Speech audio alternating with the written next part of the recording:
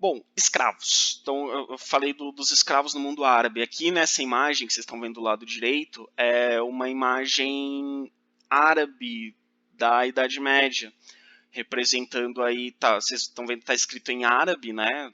O alfabeto árabe, a escrita árabe se lê da direita para a esquerda, ao contrário da nossa aqui da esquerda para a direita. E aí você tem uma imagem, né, de comerciantes, eles estão ali negociando produtos e vocês vão reparar que tem pessoas negras ali que são os escravos trazidos da África pelos muçulmanos. No mundo islâmico, o escravo, né, hoje em dia a escravidão não é, pelo menos oficialmente, não é tolerada, né, no mundo islâmico. Antigamente era, como era tolerada no mundo cristão também. Entre os muçulmanos, os escravos eram obtidos por meio da compra, eles iam lá e compravam. Eram obtidos por meio da guerra, então numa guerra entre um reino e outro, o reino vencedor podia fazer os prisioneiros de escravos.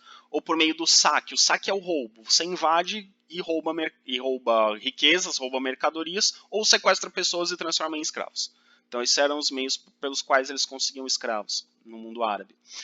Os árabes islâmicos, eles não podiam ser escravizados. Então se você era muçulmano, você não podia ser escravizado. Então se um reino islâmico lutasse contra outro reino islâmico, ele não podia fazer os prisioneiros de escravos, porque eles consideravam que só podiam ser escravos os infiéis. Se você era um fiel islâmico, você não pode ser escravo. E um escravo podia se converter ao islamismo. E se ele se convertesse ao islamismo, não era automático, mas ele tinha a chance de se libertar. Por isso que eu disse, os escravos, geralmente eles eram incorporados às famílias para os trabalhos domésticos. E os muçulmanos acreditavam que esse escravo, sendo incorporado a uma família islâmica, eventualmente ele poderia se converter ao islamismo, ao conviver com uma família islâmica. Então, parece muito estranho a gente falar dessa forma, mas até existia uma crença entre os muçulmanos que a escravidão era boa para o escravo, que ele sendo escravo ele poderia aprender a cultura islâmica e até se converter ao islamismo, se tornar um fiel islâmico. Ao se converter, ele não era automaticamente libertado, mas ao se converter, poderia ser que ele fosse libertado. E esses escravos eles eram usados principalmente em trabalhos domésticos ou como soldados. Eles eram incorporados ao exército, aos exércitos dos reinos islâmicos. Então percebam que também é um uso diferente, né? Eles não eram utilizados para trabalhos pesados, eles não eram utilizados na agricultura, não eram utilizados na mineração, como era no Brasil colonial, por exemplo, os trabalhos mais difíceis, os trabalhos mais pesados, os trabalhos mais cruéis. Eles eram utilizados em trabalhos domésticos ou eram incorporados ao exército. Porque, como eu disse, uma das formas era conseguir escravos como prisioneiros de guerra. Os prisioneiros de guerra normalmente são soldados. Então você pega esses soldados que eram inimigos, incorpora suas tropas como escravos e obriga eles a lutar para você, por você. E no mundo islâmico, a escravidão era relativamente comum, então mesmo pessoas pobres tinham escravos para ajudar nas tarefas domésticas, para ajudar a cuidar da casa, para ajudar a cuidar da família. Então, no mundo islâmico, a escravidão era relativamente comum. Na Europa, na Idade Média, a escravidão não era comum. Ela vai se tornar comum na Idade Moderna, mas não dentro da Europa, mas sim nas colônias europeias que ficavam na América e na África. Mas entre os muçulmanos, ali na Idade Média, a escravidão era relativamente comum. Mas, de novo, a crueldade para com escravos, castigos, a violência contra os escravos não era algo comum. Como eu disse, o escravo era alguém incorporado à família para ajudar nos trabalhos domésticos. E que eles tratavam como alguém que poderia eventualmente se converter. Então é alguém que vai ser obrigado a trabalhar para mim, mas vai viver comigo, vai viver junto com a minha família. Então é uma relação diferente do que a escravidão que a gente viu no Brasil. Bom, as cidades islâmicas, acabei de perceber que esse slide ficou ruim, eu tinha que ter modificado ele mais cedo, mas vocês vão entender, vocês vão conseguir ler, dar pausa, ver com calma. As letras ficaram meio ruins de enxergar nesse slide. A civilização islâmica, ela era majoritariamente urbana. Como eu disse, eles eram muito ligados ao comércio. O comércio é uma atividade urbana. Então não faria sentido uma civilização de comerciantes ser fundamentalmente rural. Então os muçulmanos, em seus domínios, fizeram muitas cidades. A civilização islâmica é uma civilização de grandes cidades. Se a gente comparar com a Europa na Idade Média, que a gente vai ver nas próximas aulas, a Europa tem cidades pequenas na Idade Média. A Europa é eminentemente rural. A civilização islâmica é eminentemente urbana. Então, a gente tem no século X, pegando aí aqui a metade da Idade Média, a gente tem as grandes cidades islâmicas eram muito maiores do que as cidades europeias. Então, a cidade de Córdoba era a maior cidade islâmica na Europa. Córdoba fica na Península Ibérica, hoje Espanha. Córdoba tinha 300 mil habitantes. Córdoba era a capital do Reino Islâmico da Península Ibérica. Então, Córdoba tinha 300 mil habitantes. Dá um pouco mais de 2 Uruguaianas hoje. A cidade do Cairo, no Egito, 500 mil habitantes. E Bagdá, que foi capital do Império Islâmico e uma das principais cidades do Islã durante a Idade Média, chegou a ter 1,5 milhão de habitantes. Maior que Constantinopla. Constantinopla, no seu auge, teve 1 milhão. Foi a maior cidade europeia. Bagdá tinha 1,5 milhão de habitantes.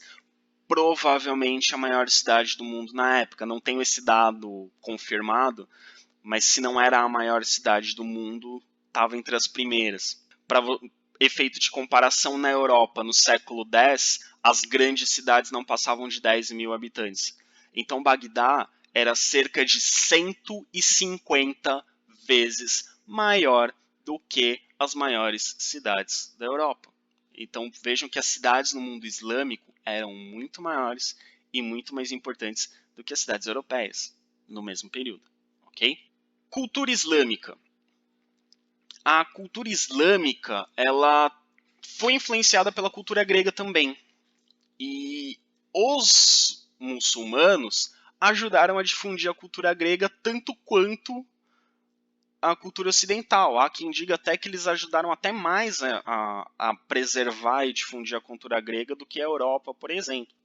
Os muçulmanos, eles tiveram contato com obras de filósofos gregos como Aristóteles, obras de medicina como dos gregos Hipócrates e Galeno, obras de geografia como as de Ptolomeu. E eles não só leram e aprenderam com essas obras, como eles traduziram para o árabe essas obras de filosofia, tratados de medicina e de geografia. Então, muitas obras da Grécia Antiga foram preservadas pela ação dos muçulmanos. Algumas dessas obras de pensadores gregos chegaram na Europa em árabe. Foram preservadas em árabe e foram traduzidas do árabe para as línguas europeias. Outras foram preservadas graças ao trabalho dos monges medievais, que a gente vai falar em outras aulas. Mas a cultura islâmica também teve um grande papel nisso. Então, a filosofia árabe, a filosofia muçulmana, a filosofia islâmica, ela tem uma ligação forte com a filosofia grega. A medicina islâmica, a medicina árabe, tem uma ligação forte com a medicina grega. A geografia árabe tem uma ligação forte com a geografia grega. Se a gente comparar na Idade Média a geografia árabe e a geografia europeia, a geografia árabe é muito mais avançada, está muito à frente da geografia europeia. Eles têm um domínio de geografia muito maior. Se a gente comparar a medicina árabe com a medicina europeia, a medicina árabe é muito superior, está muito acima. Se a gente comparar a filosofia árabe com a filosofia europeia, elas estão no mesmo nível, elas se debatem de igual para igual. Se a gente pegar, é muito interessante a gente pegar os debates entre os teólogos islâmicos e os teólogos cristãos da Idade Média. A gente pega, por exemplo, o considerado maior teólogo da história do catolicismo, São Tomás de Aquino. Ele tem uma série de debates, de discussões de obras que ele escreve respondendo aos filósofos árabes. E eles debatem, eles conversam, eles dialogam, discutem religião, tomando como base Aristóteles e outros filósofos gregos. Então eles citam os filósofos gregos para fundamentar os seus argumentos e um tentando demonstrar para o outro que a sua religião é a religião verdadeira. Então é bem interessante isso, da cultura islâmica. E os muçulmanos também eles aprenderam vários conhecimentos com outros povos. Como eles eram comerciantes, eles tinham contato com vários povos. Eles tinham contato com os bizantinos, eles tinham contato com os persas, com os indianos, com os chineses. Eles aprenderam várias coisas com esses povos. Algumas invenções eles copiaram, outras invenções eles aperfeiçoaram e outras coisas eles criaram. E essas invenções que eles copiaram, aperfeiçoaram ou criaram foram levadas para a Europa e vão ser muito importantes para o desenvolvimento científico tecnológico europeu no final da Idade Média e início da Idade Moderna. Então a gente tem entre essas invenções barra apropriações e aperfeiçoamentos, a gente tem a bússola, a gente tem o astrolábio. A bússola é um equipamento, vocês conhecem, para indicar direções. Por que para o mundo islâmico é importante ter uma bússola? Resposta rápida. Para saber para que lado fica a Meca. Por que os muçulmanos se interessavam tanto por geografia? Eu disse para vocês, né? A geografia islâmica, a geografia árabe era muito superior à geografia europeia. Por quê? Porque eles precisam saber para que lado está Meca. Porque eles precisam ir para Meca uma vez na vida. Então, ter conhecimentos de geografia, de localização, saber direções, era muito importante para os muçulmanos. Além disso, além de saber para que lado está Meca, o motivo religioso, vocês estão lembrados que eu disse lá no vídeo anterior que a religião islâmica começa na Península Arábica, entre os beduínos. Beduínos passam a maior parte da vida viajando pelo deserto. No deserto, a única referência que você tem é o céu. Então, a astronomia árabe se desenvolveu bastante também, porque esses beduínos se orientavam pelo deserto observando as estrelas. Então, a incorporação da bússola também foi importante nesse sentido, né? Tem a ver com a atividade comercial, tem a ver com as viagens, né? Então é importante para a religião, mas é importante também para a atividade comercial, para se localizar no deserto e para se localizar no mar, né?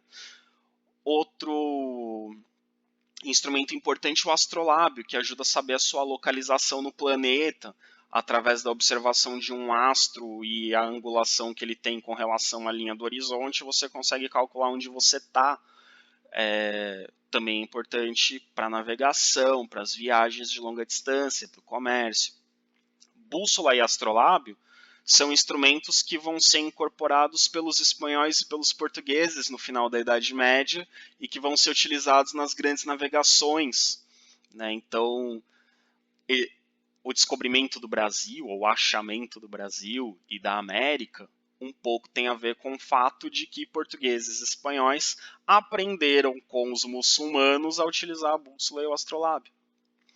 E vamos lembrar que Portugal e Espanha ficam na Península Ibérica que formou o Califado de Córdoba, que era um reino islâmico durante boa parte da Idade Média. Então, a história de Portugal e da Espanha tem muita relação com a história do islamismo. O papel, como nós conhecemos, ele é uma invenção chinesa. Quem trouxe o papel para o Ocidente? Os mercadores árabes. Tiveram contato com os chineses, trouxeram para a Europa, trouxeram para a África, trouxeram para o Oriente Médio.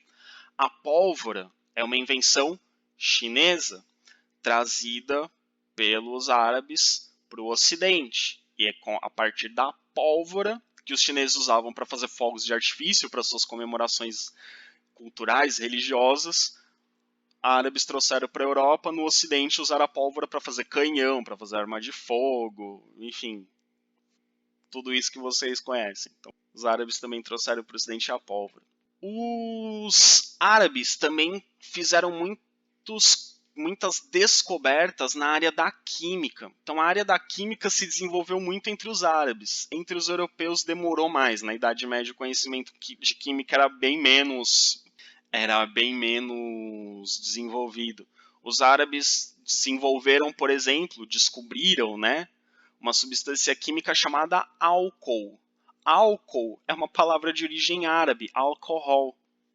O que significa? Tarefa para pesquisar no Google. O que significa alcohol? Então, o álcool é uma substância que vem do desenvolvimento químico dos árabes. Os árabes também aprenderam a lidar com ácido sulfúrico e também aprenderam a lidar com duas substâncias utilizadas para purificar alguns materiais, que são o alume e o salitre. E aqui a gente está vendo essas imagenzinhas, né? Todos os slides estão sendo ilustrados por imagenzinhas da época, são desenhos medievais feitos por artistas árabes representando os estudos deles nas diferentes áreas da ciência, né? Então aqui a parte da cultura islâmica tem um desenho árabe, aqui a gente tem outro desenho árabe representando os químicos, né? Na Europa, a química demorou um pouco mais para se desenvolver porque ela era confundida com magia na Idade Média, então ela era vista como algo errado, como algo demoníaco. Alguns alunos acham que a química é demoníaca hoje. Não é para pensar isso, mas tem gente que acha. Na Europa você tinha os alquimistas. Alquimia também é uma palavra de origem árabe. Tinha os alquimistas, mas os alquimistas na Europa eles eram meio cientistas, meio mágicos, meio cientistas, meio bruxos, digamos.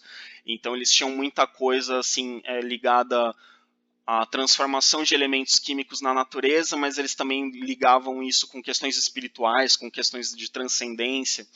Então era meio que misturava ciência e religião, então isso não era muito bem visto na Europa. Já entre os árabes eles tinham um foco mais científico, digamos, então eles conseguiram desenvolver a química bem mais do que na Europa. Na Europa demora, é mais para o final da Idade Média que a gente vai ter um desenvolvimento um pouco melhor da química, e na Idade Moderna que a gente vai ter estudos mais consistentes na área de química dentro da Europa. Entre os muçulmanos, entre os árabes, isso já tinha desde a Idade Média. Os árabes também tiveram muitas descobertas na medicina, como eu disse, eles tiveram uma influência da medicina grega e estavam muito à frente da medicina europeia. Então eles, por exemplo, já tinham noção da natureza contagiosa da tuberculose, que a tuberculose passa de uma pessoa para outra, então eles já tinham estratégias para evitar o contágio.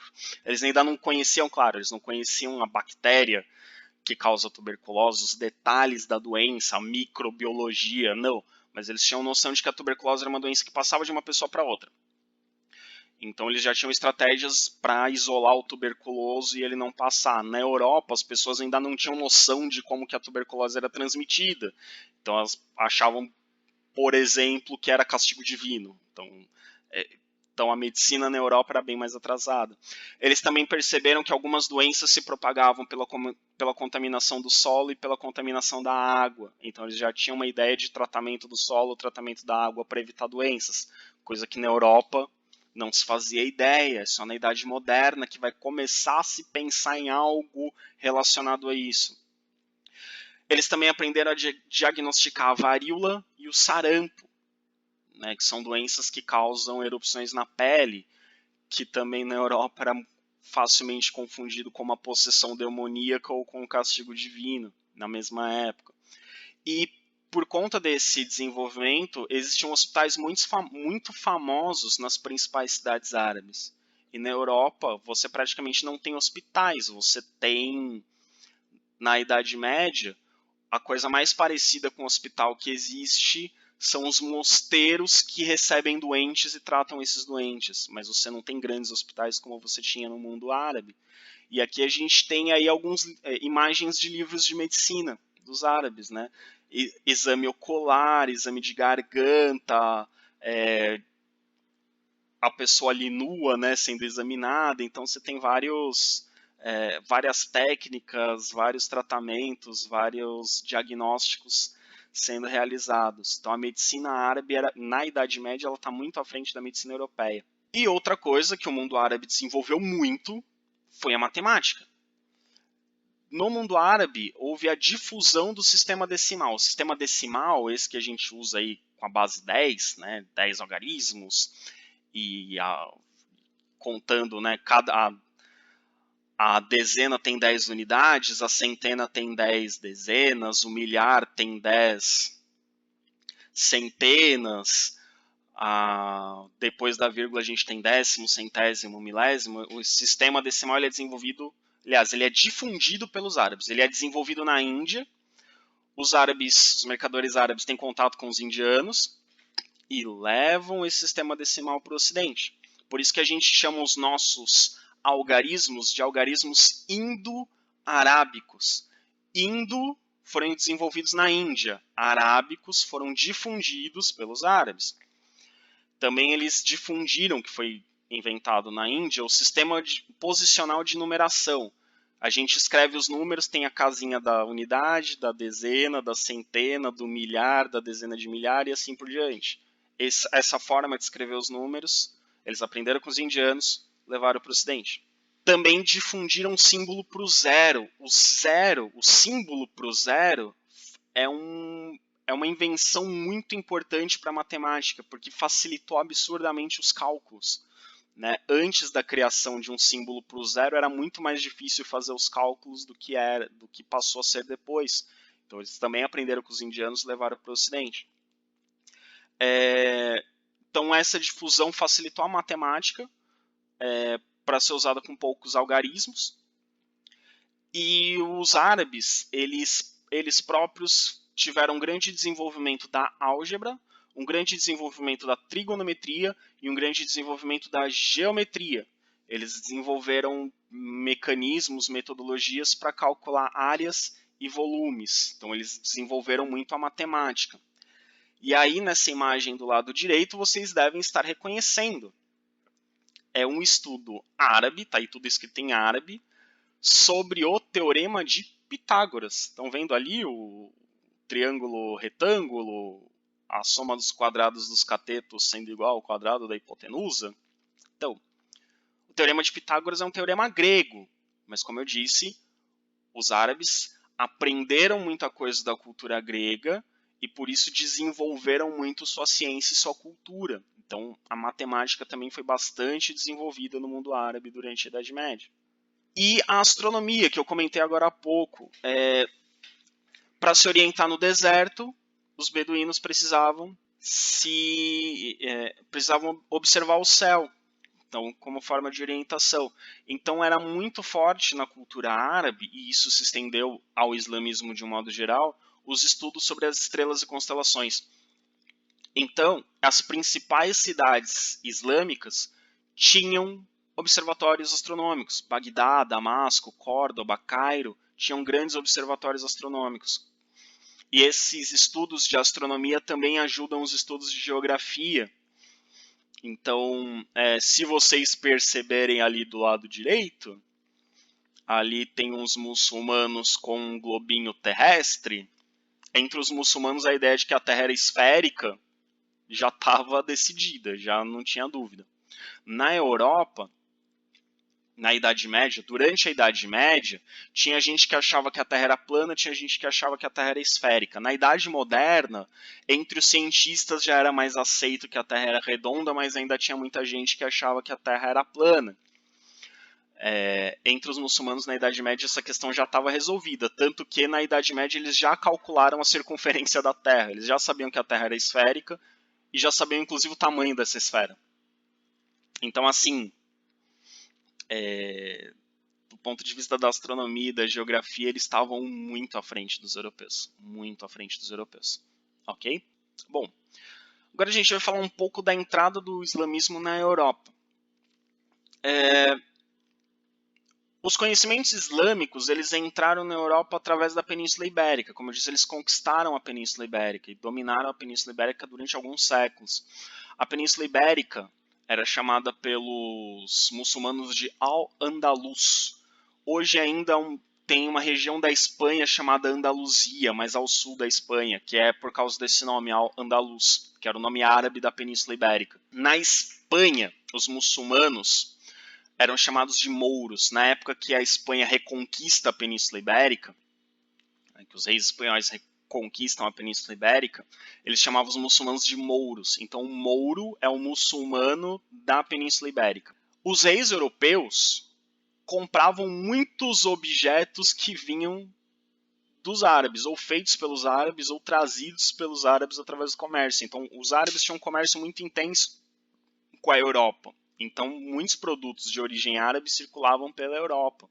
Não só em Al-Andalus, né? Não só na Península Ibérica, mas por toda a Europa. Né? Mesmo na Europa cristã, havia contato com a cultura islâmica através desses produtos que vinham através dos mercadores árabes. Córdoba foi a principal cidade islâmica na Europa. Hoje é uma cidade que pertence à Espanha. E em Córdoba havia uma convivência relativamente pacífica entre os cristãos, os muçulmanos e os judeus. Então, como eu disse, né, no vídeo anterior, os muçulmanos tinham uma certa tolerância com cristãos e judeus, eles não obrigavam cristãos e judeus a se converter.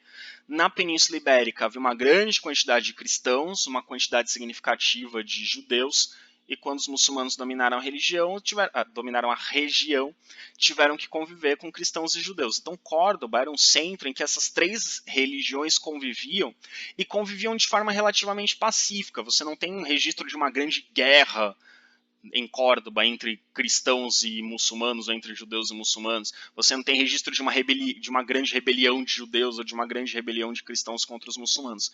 Então era uma região com um contato importante, um contato intenso entre esses grupos. E não é à toa que é da Península Ibérica que vão partir as grandes expedições de navegação. Então, portugueses e espanhóis vão adquirir os conhecimentos de astronomia, de geografia, os instrumentos de navegação como a bússola e o astrolábio, e vão aplicar isso no final da Idade Média às grandes navegações. Né? No final da Idade Média, já início da Idade Moderna, vão aplicar isso às grandes navegações e aí vão chegar na América. Vamos falar um pouco sobre Córdoba. Em Córdoba existe uma mesquita barra igreja, que é a Mesquita barra Catedral de Córdoba. Vocês devem se lembrar das nossas aulas sobre o Império Bizantino, espero que se lembrem, se não lembram eu vou contar de novo, mas aí vocês voltam lá nos vídeos do Império Bizantino para não esquecer. No Império Bizantino a gente tem um grande símbolo da interação entre cristãos e árabes, que é a Catedral de Santa Sofia, ou Catedral de Hagia Sofia, Catedral da Divina Sabedoria. Então a Hagia Sofia era uma catedral cristã que foi transformada em mesquita e hoje é um museu. Em Córdoba existe uma mesquita que foi transformada em catedral e ela é uma igreja cristã ainda hoje, é uma igreja católica ainda hoje, que é esse prédio que vocês estão vendo aí, que tem uma torre na frente, um pátio com várias árvores, aí atrás tem um grande telhado, e aí no meio desse telhado brota uma igreja em forma de cruz, estão vendo? Bem ali no centro tem um prédio em forma de cruz, que dá a impressão que ele está brotando do meio desse prédio. Como vocês devem imaginar, essa igreja em forma de cruz que brotou aí nesse espaço não é da mesquita original. Ela foi construída depois, quando virou catedral. Essa mesquita barra Catedral de Córdoba, ela também é um símbolo da interação entre cristãos e muçulmanos, mas dessa vez na Europa, dessa vez na Península Ibérica. Então, a Santa Sofia, a Hagia Sofia, ela é um símbolo da interação entre cristãos e muçulmanos, mas no Oriente, e aqui a gente tem um símbolo da relação entre cristãos e muçulmanos no Ocidente. Então essa mesquita barra catedral, assim como a Hagia Sofia, ela vai ter elementos culturais, arquitetônicos, artísticos, tanto cristãos quanto islâmicos. Vamos vê-la um pouquinho. Aqui há um desenho representando, né? Tá em espanhol, porque, enfim, tá na Espanha, então a maioria das informações a gente vai encontrar em espanhol. Essa torre é a torre do Alminar. Alminar é o minarete, é a torre de onde se chamam os fiéis para as orações. Então o minarete é essa torre. Aí a gente tem o pátio, é o Pátio das Laranjeiras. É uma área de convivência. Em alguns templos islâmicos você tem áreas de convivência, né, para as pessoas se encontrarem, conversarem. Então às vezes é um pátio externo, às vezes é uma área anexa. Então os templos islâmicos, principalmente os grandes templos islâmicos, eles têm áreas de convivência, né? Tem áreas para as pessoas conviverem fora do templo. Dentro do templo é para oração, fora do templo tem uma área de convivência. Aí a gente tem, né, tem os muros, tem os arcos de acesso à mesquita, que passando ali o Pátio dos Laranjais, vocês vão ver ali lá dentro, né? Tem vários arcos. Esses arcos são a entrada para a mesquita propriamente dita. Então, inicialmente não tinha essa igreja aí no meio. Embaixo desse telhado é um grande salão, uma grande área que é o espaço para as orações. Quando a cidade foi reconquistada pelos cristãos, os reis, né, espanhóis mandaram construir nessa mesquita uma igreja. Então ergueu-se uma catedral em forma de cruz, que é um estilo arquitetônico característico do catolicismo, principalmente dessa época, né, que é o início da Idade Moderna, que é quando Córdoba é retomada, que são as igrejas em forma de cruz. Muitas igrejas têm forma de cruz. Se você olhar em cima, ela tem um formato de cruz, principalmente desse período. Então manda-se construir essa igreja no centro, que é a catedral. Então você tem o que era a mesquita, uma grande área, um grande pátio, né, em volta da igreja, que é onde está o altar. Então, olhando de fora, dá a impressão de ser uma coisa meio estranha, né, um prédio construído dentro de outro, ele brotando do meio de outro, mas a gente vai ver ela por dentro, vai ver que não é tão estranho assim. É até bem bonita, por sinal. Aqui a lateral. Pela lateral vocês conseguem ver os arcos que davam acesso à mesquita, propriamente dita. E mais alto ali vocês estão vendo a igreja. Lá atrás a torre, que era o minarete, e esse minarete virou uma torre de sino. Então os muçulmanos usavam, né, sobe lá o mensageiro, né, o muezin, ele canta chamando as pessoas para oração. E na Igreja Católica é o sino que chama as pessoas para a missa. Então transformaram o minarete numa torre de sino para chamar as pessoas para a missa. E aí ali vocês estão vendo no prédio, a parte mais alta ali é a igreja. Desse ângulo não dá para ver que tem um formato de cruz, porque está de lado, tem que olhar mais por cima. Essa é a parte da catedral. É o centro ali, né? Essa é a parte da catedral. Vocês estão vendo uma igreja católica comum do início da Idade Moderna. A gente vai ver mais pro final do ano da Idade Moderna, vocês vão ver o que é uma igreja da Idade Moderna. Mas é uma igreja católica padrão, né? Vocês estão vendo aí, né? Todos os detalhes de uma igreja católica. Você entra e fala, igreja católica, né? Todos os detalhes de uma igreja católica. O estilo arquitetônico, etc., a gente vai estudar bem mais para frente, quando a gente fala da Europa e tal. Mas agora é só para vocês saberem que tem uma igreja católica. E essa é a parte mesquita. Antes, toda a mesquita, toda aquela área embaixo do telhado era assim, com esses arcos. E esses arcos são muito... Esse formato de arco, com essas cores, é muito característico da arquitetura árabe, mas principalmente da arquitetura islâmica da Península Ibérica. Mas da arquitetura islâmica árabe, né? Os muçulmanos da Península Ibérica eram de origem árabe. Então você tem essas colunas e esses arcos, muitos arcos. Então, antes toda a mesquita era assim. Então as pessoas colocavam seus tapetes aí no chão, voltadas para Meca para fazer suas orações.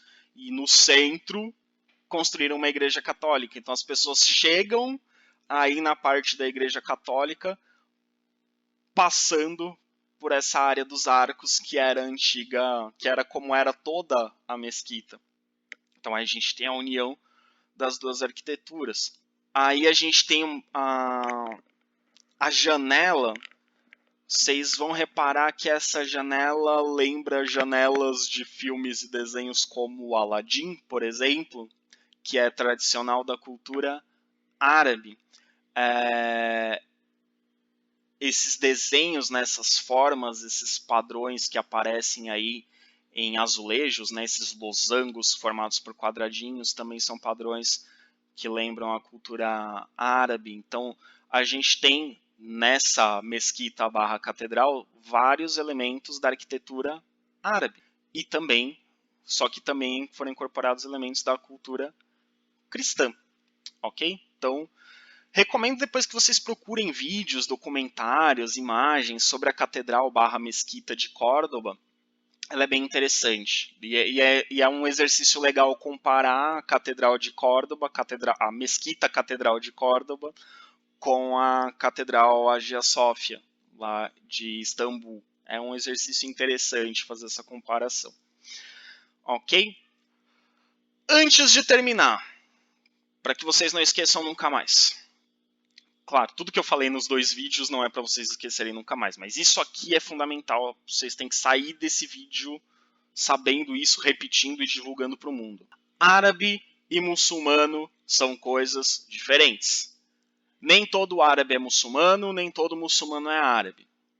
Árabe é aquele que pertence à etnia árabe, é quem nasceu na Península Arábica ou é da etnia árabe. Etnia árabe quer dizer povos da Arábia Saudita que migraram para outros lugares e deram origem a outros povos. Então, os palestinos são árabes, os libaneses são árabes. Não nasceram na Arábia, não nasceram na Arábia Saudita, na Península Arábica, mas são povos de origem árabe. O norte da África tem uma grande população de origem árabe, né? A maioria dos povos do norte da África são de origem árabe, né? Alguns territórios do Oriente Médio têm povos de origem árabe. Árabe é quem é da etnia árabe, ok? Descendente dos povos da Península Arábica. Já muçulmano é quem pratica a religião islâmica. Então, se você se converte ao islamismo, você é muçulmano, mesmo que você não seja descendente de árabe. Então, se você é muçulmano, mas não é descendente de árabe, você só é muçulmano, você não é árabe. E se você é descendente de árabe, mas segue outra religião, você não é muçulmano. Por exemplo, existem árabes que não são muçulmanos. No Líbano, mais ou menos metade da população, um pouco menos da metade da população é de cristãos. E mais ou menos metade da população é de muçulmanos. E o percentual que sobra é de outras religiões. Mas você tem quase metade da população do Líbano que é de cristãos. Eles são cristãos e são árabes. São árabes e não são muçulmanos. São árabes cristãos. E existem muitos árabes cristãos. Muitos árabes cristãos. Em várias regiões. No norte da África, no Oriente Médio, você encontra muitos árabes cristãos. Claro que no norte da África, no Oriente Médio, a maioria da população é muçulmana. Mas você encontra muitos cristãos, você encontra judeus, você encontra árabes judeus, né, de outras religiões.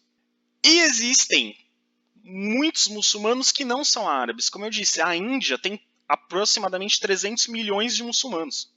Nenhum país islâmico tem 300 milhões de habitantes. Aliás, tem um país que tem aproximadamente 300 milhões de habitantes, a Indonésia, que não é árabe, e a maioria da população é islâmica. A Indonésia é um país da Ásia que não é árabe e a maioria da população é muçulmana.